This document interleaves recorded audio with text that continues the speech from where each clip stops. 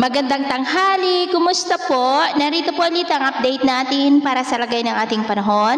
Ngayong tanghali po ng February 19, 2024 na kung saan sa ngayon po ay easterlies pa rin ang hangin na umiihip po dito sa ating bansa. Ito po ay mainit na hangin na nanggagaling po dyan sa may Pacific Ocean at walang anumang sama ng panahon sa loob at labas ng ating area of responsibility at wala pa rin pong bagyo na nakikita na tatawid dito po sa ating bansa.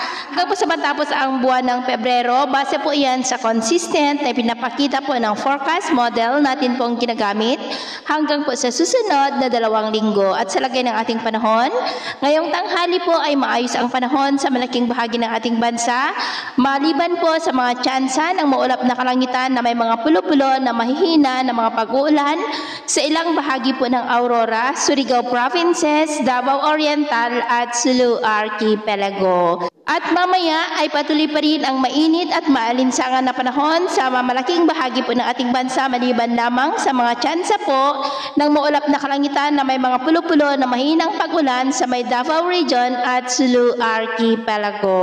At sa atin naman pong mga baybayin, wala po tayong nakataas na namang gale warning signals pero iba yung pag-ingat lamang po kung papalaot tayo para mas makaiwas sa mga sakunang pangkaragatan.